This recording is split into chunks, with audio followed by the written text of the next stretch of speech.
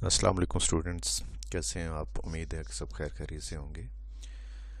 आज का हमारा टॉपिक है चैप्टर नंबर 4, जिसका नेम है algebraic expressions and algebraic formulas.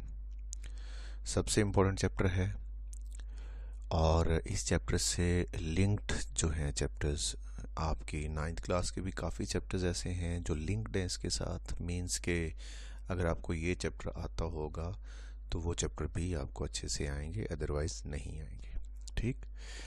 और ये ही चैप्टर जो है ये थ्रू आउट आपकी 9th क्लास में भी चलेगा और 10th में भी आपको हेल्पफुल होगा, और उससे नेक्स्ट क्लासेस में भी अगर आप मैथ्स का सब्जेक्ट एज अ सब्जेक्ट रखते हैं तो ये वाला चैप्टर, ये वाली जो बेसिक्स अलजबरा की आप इस चैप्टर में करेंगे वो आपको थ्रू आउट 8, 9 में, 10 में, आगे बड़ी क्लासेस में भी काम आता रहेगा। ठीक है। तो चैप्टर का इंट्रोडक्शन जो है वो पहले तो मैं इसकी बात करूँगा बोर्ड पॉइंट ऑफ व्यू से कि बोर्ड में हमारा जो 9th क्लास का पेपर होता है उसमें से जो चैप्टर 4 में से कंट्रीब्यूशन होता है मार्क्स का, कि कितने मार्क्स का पेपर जो है चैप्टर 4 में से आएगा, वो मैं यहाँ पे आपसे शेयर कर लेता हूँ। मार्क्स की जो डिस्ट्रीब्यूशन होनी है चैप्टर 4 के हवाले से बोर्ड एग्ज़ाम के अंदर मैथ के पेपर में, वो इस तरह से है कि एक MCQs आएगा जिसका 1 नंबर होगा। आपको पता है कि आपकी ऑब्जेक्टिव जो होती है वो जस्ट MCQs होते हैं, उसमें fill in the blanks, column match, true false, इस तरह की कोई चीज़ नहीं होती। तो इस चैप्टर में से कितने MCQs कंसिडर होने? ओनली 1, जिसका 1 नंबर होगा। शॉर्ट क्वेश्चन के 2 पार्ट्स आएंगे। ठीक है, एक पार्ट 2 मार्क्स का होता है तो 2 आएंगे, तो मीन्स के 4 मार्क्स हो जाएंगे। और उसके बाद एक लॉन्ग क्वेश्चन जो होता है वो 2 पार्ट्स में कंसिस्ट करता है, जिसमें से एक पार्ट जो होगा वो चैप्टर 4 में से आएगा और एक पार्ट जो होगा चैप्टर 4 के साथ जो कंबाइंड होगा वो चैप्टर नंबर 3 से आएगा। और एक पार्ट कितने मार्क्स का होता है? 4 मार्क्स का। तो टोटल जो आपका बोर्ड एग्जाम में इस चैप्टर में से आना है वो 9 मार्क्स का पेपर आना है, यानी कि 9 मार्क्स के क्वेश्चन आपके बोर्ड एग्जाम में चैप्टर 4 में से लिए जाएंगे। क्लियर है बच्चों? तो अलजेब्रा स्टार्ट करने से पहले कुछ बेसिक कॉन्सेप्ट्स हैं। आज मैं एक्सरसाइज पे इतना ज़्यादा फोकस नहीं करूँगा, उसके बस मैंने 1 या 2 क्वेश्चन ही सिर्फ कंसिडर करने। लेकिन उससे पहले मुझे कुछ बेसिक कॉन्सेप्ट्स जो है वो आपको समझाने, एक्सप्लेन करने। पहले भी कुछ बच्चों ने पढ़ा होगा, मे बी 8 में, 7 में, लेकिन मैं चाह रहा हूँ कि एक दफ़ा दोबारा रिव्यू हो जाए ताकि जिन बच्चों के कॉन्सेप्ट्स अच्छे नहीं हैं वो अच्छे हो जाएं और जिनके मतलब पहले से अच्छे हैं वो मज़ीद बेहतर हो जाएंगे। ठीक। तो सबसे पहले हम बात करेंगे कांस्टेंट क्या होता है। कांस्टेंट वो सिंबल्स होते हैं जिनकी वैल्यूज फिक्स होती हैं। ठीक है, ऐसी क्वांटिटीज़ कह लें, those have fixed values, fixed numerical values. मसलन ये जो आपके कांस्टेंट नंबर्स होते हैं 2, 3, 4, 5, ये सारे क्या होते हैं? कांस्टेंट होते हैं। तो कांस्टेंट्स की जो वैल्यूज़ होती हैं वो क्या होती हैं? फिक्स्ड होती हैं, इसलिए तो कांस्टेंट का आपको पता होना चाहिए। Next, variable. वेरिएबल एक ऐसा, जैसा कि इसके नाम से जाहिर हो रहा है, वेरी, वेरी जो वर्ड होता है ना, VERY, वेरी का वर्ड होता है, इसका मीनिंग होता है कि चेंज होना। VERY क्या मतलब क्या होता है? चेंज होना। सॉरी, VARY, वेरी, वेरी का जो मतलब होता है वो चेंज होना होता है। तो वेरिएबल मीन्स क्या होगा कि ऐसी कोई क्वांटिटी जिसकी वैल्यू क्या हो सकती हो? चेंज हो सकती हो। तो वेरिएबल्स क्या होते हैं? Symbol use for a number, we don't know it, it is usually a letter like x and y. मसलन जैसे ये एक क्वेश्चन है आपको दिया हुआ है, इसमें अभी हमें x की वैल्यू पता नहीं है, अभी हम x की वैल्यू नहीं जानते। जब तक हम सॉल्व नहीं करेंगे तब तक हमें x की वैल्यू का पता नहीं चलेगा। दैट मीन्स कि x की वैल्यू अभी कुछ भी हो सकती है, वो वेरी कर सकती है, वो चेंज हो सकती है। तो हम यहाँ पे क्या कहेंगे कि x यहाँ पे क्या चीज़ है? वेरिएबल है। मोस्टली XYZ जो अल्फ़ाबेट्स होते हैं, लास्ट वाले अल्फ़ाबेट्स जो होते हैं, इनको एज अ वेरिएबल यूज़ किया जाता है। कोफिशिएंट क्या होता है? कोफिशिएंट जो होता है वो किसी भी वेरिएबल के साथ जो शुरू में एक नंबर मल्टीप्लाई हो रहा होता है उसे क्या बोलते हैं? आप कोफिशिएंट बोलते हैं। मसलन यहाँ पे आपके पास क्या है 6 जो है वो क्या है कोफिशिएंट है, यहाँ पे 4 क्या है आपके पास कोफिशिएंट है, और x और ये x क्या है वेरिएबल। और ये जो ऑपरेटर्स होते हैं, ये जो प्लस माइनस मल्टीप्लाई के साइन होते हैं, इनको ऑपरेटर्स कहा जाता है। ठीक है बच्चों, क्लियर हो गया। नेक्स्ट हम मूव करते हैं टर्म्स के ऊपर कि टर्म्स क्या होती हैं।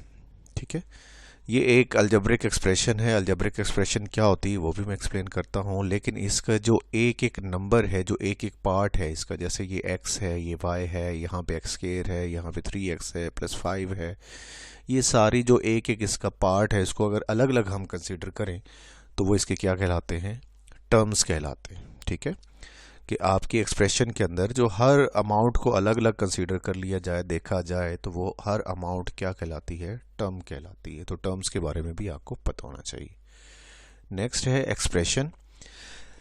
एक्सप्रेशन क्या होती है कि दो सिंबल्स को यानी कि वेरिएबल्स को, दो नंबर्स को, कोई भी कांस्टेंट नंबर भी हो सकते हैं, उनको अगर हम प्लस माइनस के साइंस के थ्रू यानी कि ऑपरेटर्स के थ्रू क्या कर दें, ग्रुप्ड कर दें, उनको इकट्ठा कर दें, ज्वाइन कर दें, तो क्या बोलते हैं, हम उनको एक्सप्रेशन बोलते हैं। जैसे 2 मल्टीप्लाई बाय 3 ये किसी अमाउंट को शो कर रही है, किसी वैल्यू को शो कर रही है, तो ये क्या कहलाएगी, एक एक्सप्रेशन कहलाएगी।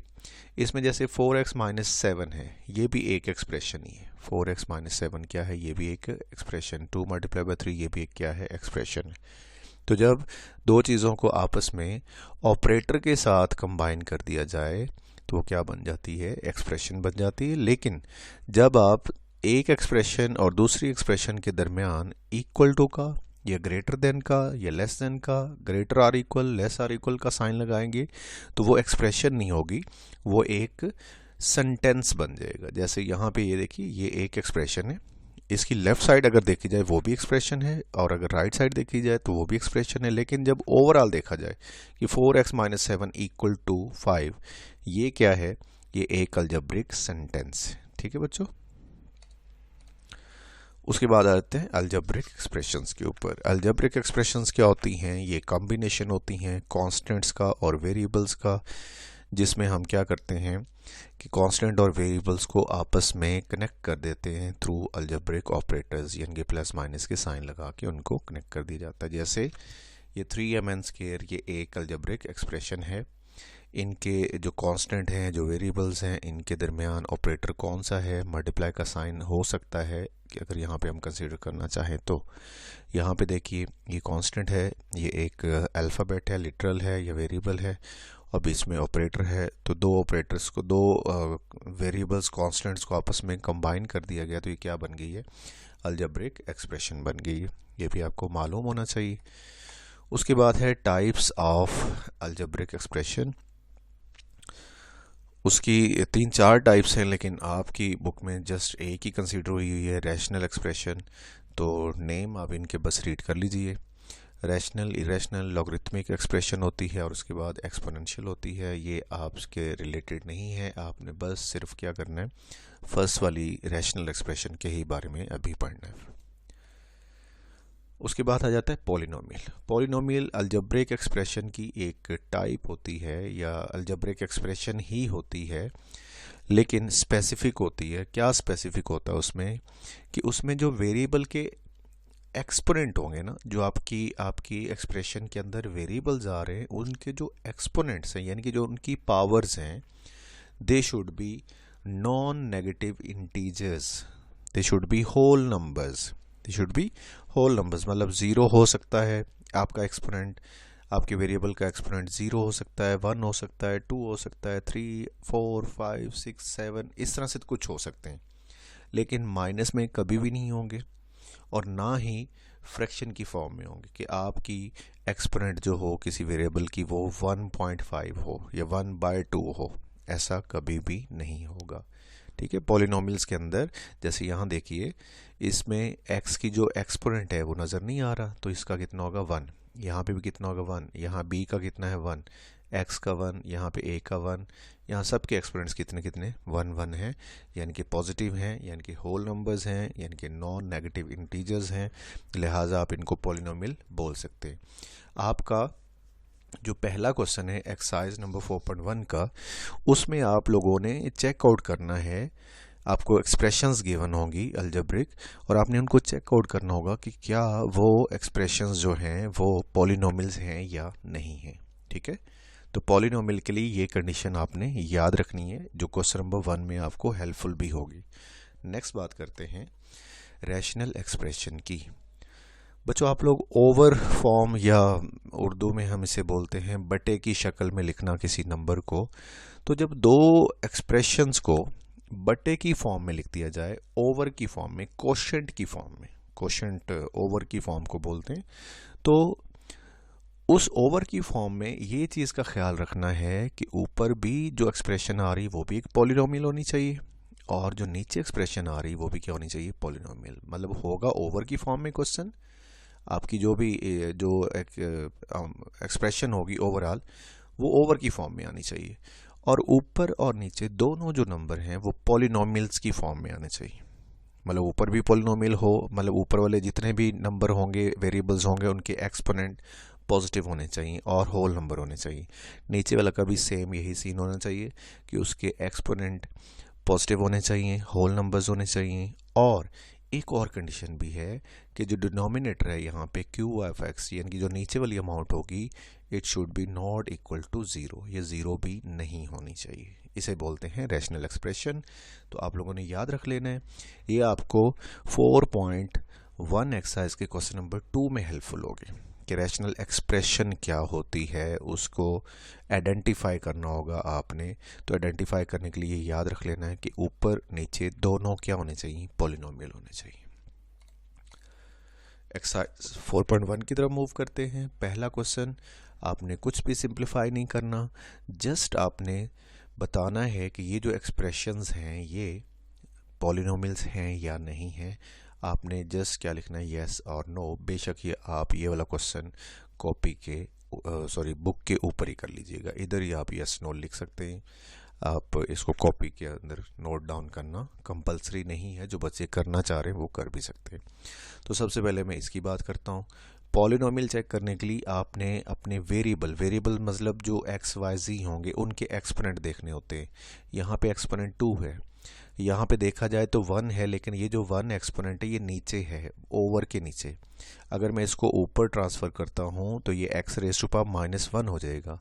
तो हमने ये पढ़ा है कि पॉलिनोमियल के लिए जो पावर होती है, जो एक्सपोनेंट होता है, वो होल नंबर होना चाहिए और पॉजिटिव होल नंबर होना चाहिए। ठीक है, नॉन नेगेटिव इंटीजर होना चाहिए। इंटीजर वो होता है जो डेसिमल की फॉर्म में नहीं आना चाहिए। तो यहाँ पे आपकी पावर किस में आ गई, नेगेटिव आ गई। ठीक है, तो इसलिए ये नंबर एक पॉलिनोमियल नहीं होगा, आपने लिख देना नो। इसकी बात करते हैं। यहाँ पे पहला एक्सपोनेंट जो है x का, उसकी 3a पावर, फिर 2, यहाँ तक तो सही है। यहाँ पे x की पावर 1 है, लेकिन यहाँ पे किस में आ गई, 1/2 में। तो 1/2 अंडर रूट को अगर आप फिनिश करें, ख़त्म करें, तो आपको एक्सपोनेंट क्या लिखना पड़ता है, 1/2।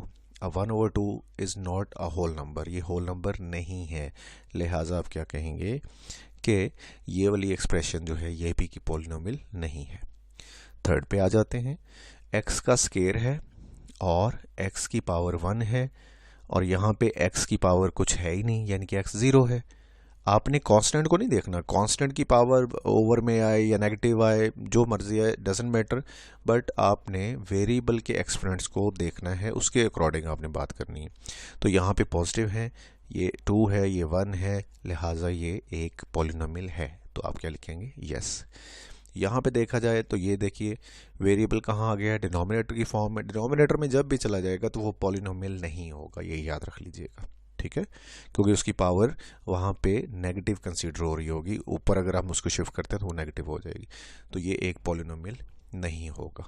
नेक्स्ट क्वेश्चन नंबर 2, आप लोगों ने ये बताना है कि इनमें से जितनी भी ये रैशनल एक्सप्रेशंस हैं, रैशनल एक्सप्रेशन की जब भी बात हो तो आपके माइंड में आना चाहिए कि जो क्वेश्चन है वो ओवर की फॉर्म में है, मतलब दो एक्सप्रेशंस का ओवर है, यानी कि बटे की शक्ल में है, क्वोशंट की फॉर्म में। तो आपका एक ओवर वाला नंबर रैशनल एक्सप्रेशन तब होगा, ये याद रख लीजिए, कि जब ऊपर और नीचे दोनों क्या होंगे, पॉलिनोमियल होंगे। और पॉलिनोमियल के लिए आपने अभी पढ़ा कि आपकी पॉलिनोमियल में वेरिएबल जो उनके एक्सपोनेंट्स होते हैं वो क्या होने चाहिए, पॉजिटिव होने चाहिए, और पॉजिटिव होल नंबर होने चाहिए, इंटीजर्स होने चाहिए, पॉजिटिव इंटीजर होने चाहिए। ठीक है, तो यहाँ पे देखिए x की पावर 1/2 है, यहाँ पे भी x की 1/2 है, यानी कि ना ऊपर पॉलिनोमियल है ना नीचे वाला पॉलिनोमियल है। तो पॉलिनोमियल ऊपर भी होना चाहिए था, नीचे भी होना चाहिए था, तो ये एक रैशनल एक्सप्रेशन नहीं होगी, इसके सामने नो लिख देंगे। नेक्स्ट पे आ जाइए, यहाँ पे देखिए कि x की पावर 3 है, x की 2 है, यानी कि ऊपर वाली पूरी अमाउंट एक पॉलिनोमियल है। नीचे वाली अमाउंट देखी जाए तो x की पावर 1 है, यहाँ x की पावर 2 है, लिहाजा ये नीचे वाला भी पॉलिनोमियल है।